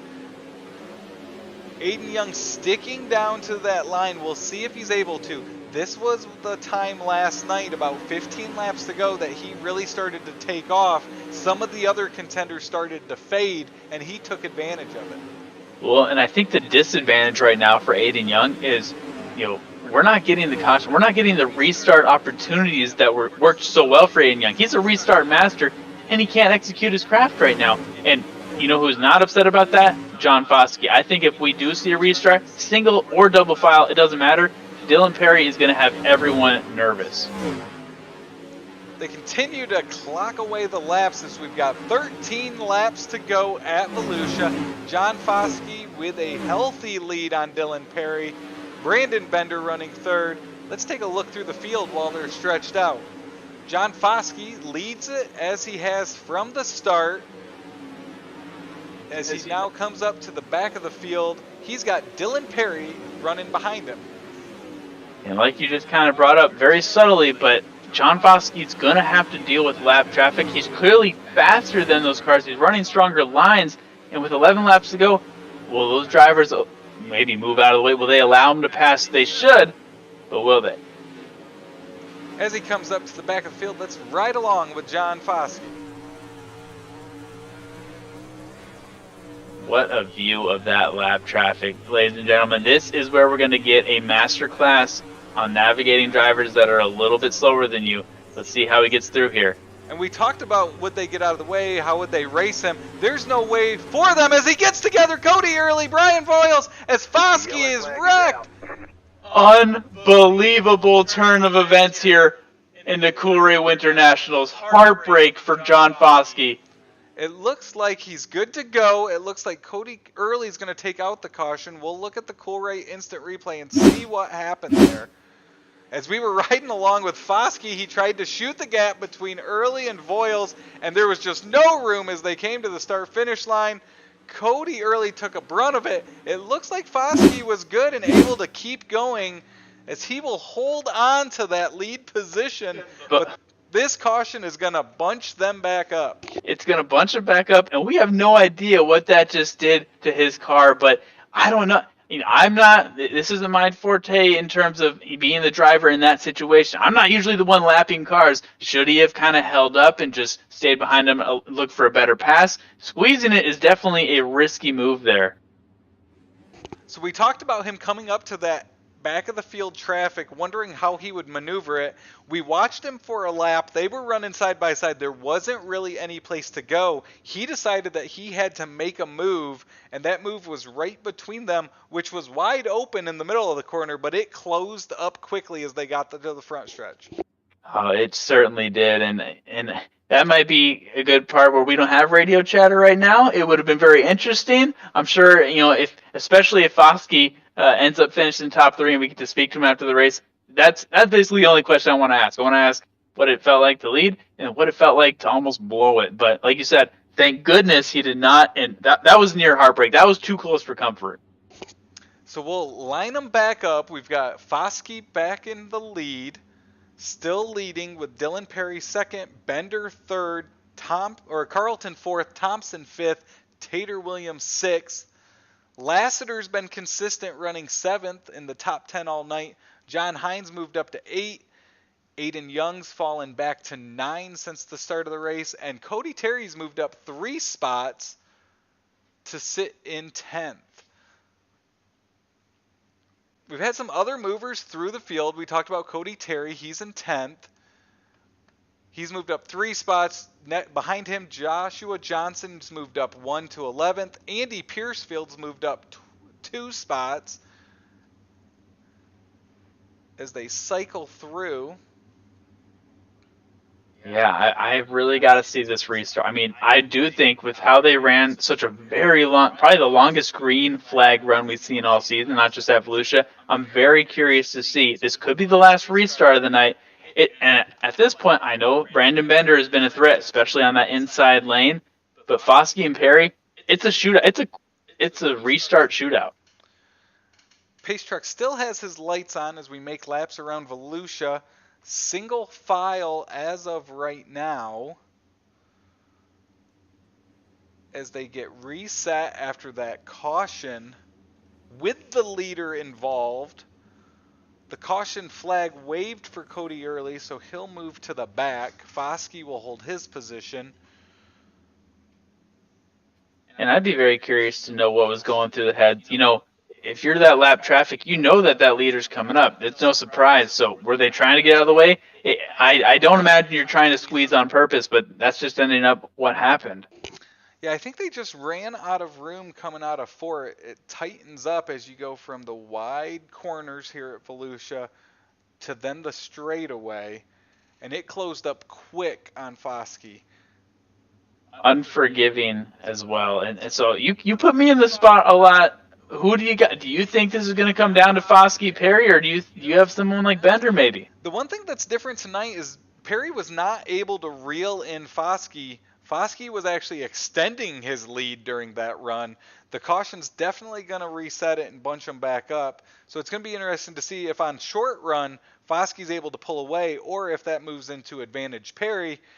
We've also seen him moving all over. Foskey's ran a lot higher than a lot of the other drivers as the pace car's lights are off and pulls into the infield. Green flag. We are back to green at Volusia with 8 laps to go in tonight's feature event. About as good a restart as you could ask for John Foskey. His speed is there, but you know who else is there? Dylan Perry. He's closing in tight. Bender, not his best restart, but not going to count him out. We saw what he did in the carrier heats as well. Foskey's able to stretch out his lead that first lap. They're single file, 1st through 7th. As they start to stretch out, 7 laps to go. Caution comes out. It looks like it's going to come out for Colin Boyles and Dylan Hutchinson. We'll take a look with our Coolray instant replay. Here they are. There's Colin in the 1C. They got stacked up. Chapman had nowhere to go, and then Hutchinson got caught up as they shot up the track up against the wall. And that will bring out the caution as it now resets, gives Dylan Perry another chance. But after that last restart, I don't know if anyone has a chance against Foskey tonight. It's going to take an error on Foskey. I think any of the drivers, specifically in the top 5, they could have their best restart of the night. If John Foskey just has his regular restart, he still holds the lead, I think. He just has the speed right now. It's almost like this is the track, and the other guys right now, they're just visitors. He knows exactly the grooves, where they lie right now, and what he needs to do. John Foskey, part of Chip Bangers Racing from Dublin, Georgia, looking for his 2nd win of the season, his 2nd win in the series, and his 2nd win as a rookie this year. Dylan Perry's not going to make it easy on him, though. So we were talking last caution, some guys that have moved up through the field. We talked about Andy Piercefield. He's moved up 2 spots now up to 12th. And then Steven Spees has moved up to 13th. That's 4 spots in that number 55 machine in the 44 laps that we've completed tonight in this feature event. You brought up those rookies, and the 107 Tire and Service Center rookies have won all 3 events so far. They might go 4 for 4 to start this 2022 season. Cody Early's currently pulled into the infield. We continue to make some laps, making sure they are lined up correctly.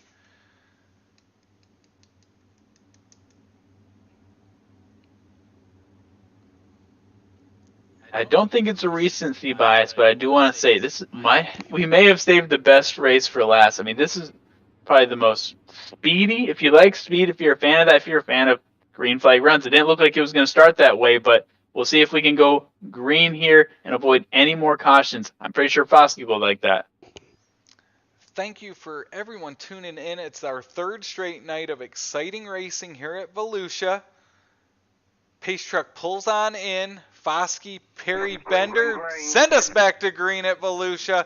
They're off single file as they head into 1 and 2. Looks like Thompson tries to make a move on Bender for third. Tater's up top as he tries to move on Thompson. Just look at that gap, though. Foskey is consistent. Perry, not going to give it away, though. It looks like he got a little bit of ground there in the second half of that lap, but just 5 to go. Very similar to what we saw yesterday. Is it too little, too late for him? Perry was able to make some ground up in 2 as Foskey heads into 3. Perry is in his rearview mirror trying to make up any ground he can from our drone cam. Loving these camera angles right now. The most dramatic part of the season thus far comes down to the last 3 laps and change. And if you think back to that first night on Tuesday, it was flipped. Perry had gotten past Foskey on a late caution restart. Perry now fills the mirror of Foskey as they come out of 2.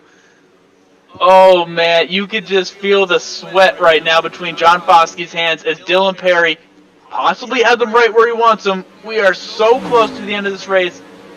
Intensity is high. Perry moves to the inside. They're side by side through 2. Foskey's able to pull away. They make slight contact in 2. Dylan falls back in line. They head into 3 and 4. I'm getting flashbacks as the white flag comes out. Very similar to the race just on Tuesday. This is it right here. What kind of move does Dylan Perry make on Foskey as they're nose to tail going down the backstretch? Perry slides into 3. Foskey slides up the track. Dylan Perry's going to try to make a move, but it's not going to happen. Foskey wins night 3 at Volusia. What a treat and what a gift that was for us to view in the booth and on Extreme eSpeed TV. What a finish as fireworks go off over turn 3 at Volusia. 3 straight nights of exciting finishes. Foskey and Perry put on another show to end the night as Foskey celebrates in turn 1. We are going to take a quick commercial break. When we come back, we're going to talk to your top 3 finishers, John Foskey, Dylan Perry, and Brandon Bender. We surely appreciate you tuning in to Extreme eSpeed TV.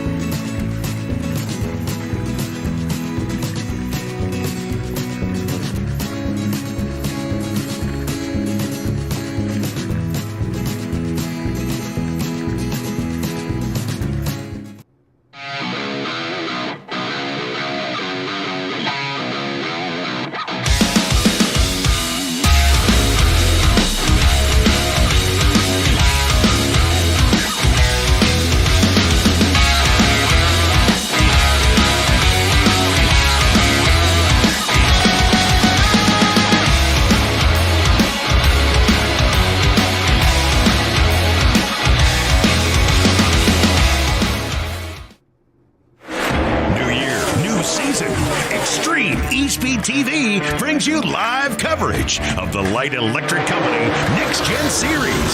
See the Next Gen Series' biggest stars battle in iRacing's most competitive series. Elbows up, hammer down action. The Light Electric Company Next Gen Series, live on Extreme eSpeed TV. Your home for everything eSpeed. What a treat that was. My heart rate is still starting to settle back down, but Coolray WinterNationals race number 3 turned out to be the perfect nightcap to an incredible week. We have John Foskey pulling off the win just above Dylan Perry. Very tight margin to victory. Brandon Bender rounding out third. Very consistent night. Speaking of consistency, Justin Thompson in fourth. That was kind of Travis's man that he's been watching. For me, Tater Williams called him in the top 5. He finishes in the top 5 and 5th. Rounding out the top 10, we have Brett Carlton, John Hine, Aiden Young, last night's winner, Jacob Lassiter, and Cody Terry. So a lot of action going on there, all the way to Van Westen in 18th. Everybody, made a statement today, whether it was the heat races, last chance showdown, or the feature, a night to remember.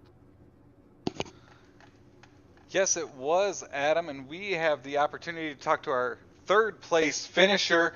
Brandon Bender ends up third for the night. Brandon, thanks for joining us. Great run tonight. What was your view like for that ending with Foskey and Perry battling for that win up front? I think I was more worried about watching that battle up front than what I was driving my own car. Absolutely. And Brandon, I'm to look at it from the carrier heat, all the way to the feature, it looked like you were probably one of the most consistent cars out there, aside from the gentleman who finished in front of you. But did you feel like this was your best run at Volusia this week? Yeah, this was definitely the best run by far. Just calmed down and started driving the car like I should, instead of being all over the place. What do you take away from this week, Brandon? We've seen you fast. You've been towards the front each night. There's just been a couple other guys that are able to get past you and a little bit faster. How do you kind of recap your 3 nights here at Volusia?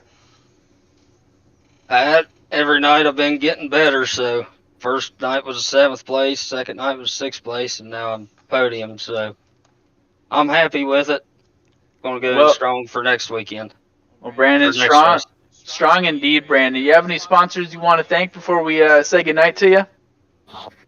I'd like to thank BMV Baits, Coolray, Combs Cuts, Chip Bangers Racing. You guys helped me out a lot, and thanks to everybody watching. We appreciate it, Brandon, and have a great evening. Thanks. We'll bring in now Mr. Dylan Perry. And Dylan, you are continually putting on a show for everyone on Extreme eSpeed TV in this series. I know it's probably another frustrating night, but what's the silver lining you take from this? Just, I guess the only silver lining that I can find in it is that can stay consistent, and hopefully I can stay consistent enough to stay up in the points race. So we saw you, that long green flag run, we saw you get up to second. What was Foskey able to do? You weren't really able to close that gap like we've seen you do the last couple nights. What was the difference tonight between the previous nights we've been here at Volusia? The previous nights we weren't ever really able to get into a rhythm. And I've always been lucky that I can pick up on a rhythm kind of quick and get right back into it after a start. And just some people aren't able to do that. And so that's where I was able to make up some time. And tonight, whenever we got that long green flag run, he was in a rhythm. And once I got up to second, I was in mine, and we just kind of stayed just about even, turning probably just about the same lap times every single lap. So we come to that last run. You're right on his tail. Very reminiscent of our Tuesday night with the roles flipped. When you went into turn 3, was there any thoughts of maybe a payback move from Tuesday night? There, for a split second, there was, but at the end of the day, I've never been able to bring myself to it, because if it's my night to win, then I don't have to do that, and it just wasn't my night to win, so I will gladly finish second to him anytime. Awesome, Dylan. Another great run. We look forward to seeing you compete all season long. Thank you for joining us tonight, and we'll see you in a couple weeks when we head to Weed Sport. It should be exciting. And now joining us, the winner of tonight's race. He took 2 of the 3 races here at Volusia. We've got John Foskey. We ended our questions to Dylan with this. We'll start it with you, John. When you went into turn 3, that last lap, any flashbacks to what happened on Tuesday night? That whole, really the last couple of cautions when the gap closed and I seen Perry behind me, I was just waiting on it. I know he's not that type of guy. We've both talked about it. We understand it's just racing and all, and I think we came to agreement, and we're fine now. I mean, we're going to have that tension on the racetrack. It's just so competitive out there, especially between me and him. So that's not the last time you'll see anything from us. It won't be wrecking each other, but we'll be putting on some hard racing. Well, we like it. And John, Tell me what went through your head there when you were trying to get through lap traffic. You tried to squeeze through that. That had us in the booth, man. I don't know if you're gonna go back and watch the replay, but we thought for a moment it was over for you. How did you manage to stay unscathed? I don't know. It scared me because I was kind of looking in the mirror like the last couple of laps before that caution because I seen I was catching lap cars and Perry was closing a little bit. It wasn't much. And I just had to maintain that momentum. And I saw the gap, and there really wasn't nowhere else for me to go. There was probably like 6 cars in that little group. And I shot the gap. It's my fault. I should have been more patient. It wasn't Cody's fault or anybody. I stuck my nose in there hoping it would work, and it didn't. But luckily, I kept it straight down the straightaway, and iRacing gave me my spot back. I didn't completely spin out. Well, you made it look dramatic. You handled it well. And as much as maybe you'd like to be at Volusia for every race this season, we're headed to Weedsport Speedway next. Is that a track you feel like you can continue this strong running into? As long as we can keep the momentum up. We've had a lot of momentum this week, and I think if we keep the momentum up, and I'll be happy with a top 5 at Weedsport. I'm not looking to win every race. I just want to finish top 5. That's mainly my goal this season, and hopefully we can keep this bar rolling and stay there and be competitive. With 2 weeks off before our next race, you've obviously had some great runs, 3 solid runs with 2 victories. What are your plans the next 2 weeks to keep in shape, keep prepared as we head to Weedsport on March 16th? We're going to probably get right back at it this weekend, start hosting some practice races, and try to get the car dialed in, do a little testing, and see what we got. It's going to be slick. I know it's the ice bowl. It's going to be really slick, actually, so it should be some interesting racing, and should be fun. Awesome. Thank you so much. Congratulations on your 2nd win of the season, John, and we will see you in a couple weeks at Weedsport. All right, thank you. So we'll end the night with that. Speaking to the top 3 finishers, another phenomenal finish here at Volusia Speedway Park. Thank you for tuning in. Next up for Extreme eSpeed on Sunday night, we'll have the season debut at Daytona International Speedway with the LEC Electric Next Gen Series. So make sure you're tuned in with that. Otherwise, we'll be back on March 16th from Weedsport. Adam, any closing thoughts on tonight's finish?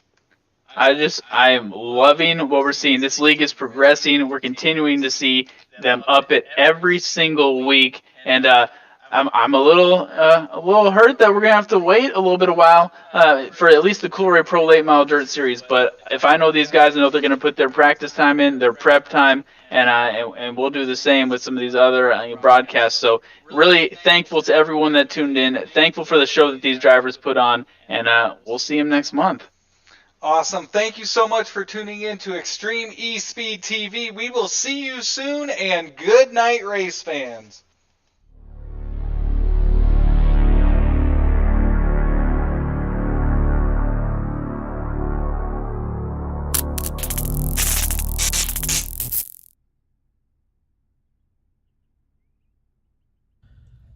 Hello, my name is Benny Boudreau, and I created the Springrthm app. The Springrthm app allows someone who doesn't have access to a Spring Smasher to be able to set their car up to their manufacturer's suggested install loads and center to centers, as well as be able to figure out their dynamic loads, as well as make adjustments to them to make their handling of their car better. For someone who does have a Spring Smasher, Springrthm will greatly reduce the amount of time to figure out those new stack setups by allowing for instantaneous spring rate changes, as well as load changes. Springrthm will even make sure that your setup doesn't coil bind at the loads that you're trying to hit. For only $4.99 a month, you too can have access to the same information that top late model teams across the country are using to gain a competitive advantage.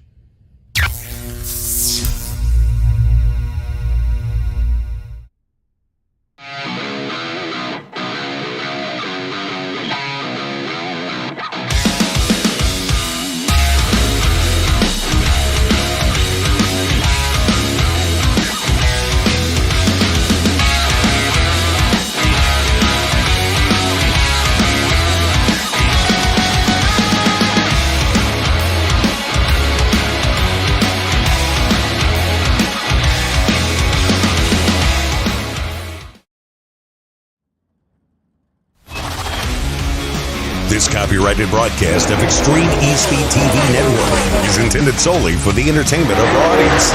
Any retransmitted, reproduced, rebroadcast, or otherwise distributed or used in any form without express express written consent of the Extreme eSpeed TV network is strictly prohibited. We hope you've enjoyed this broadcast.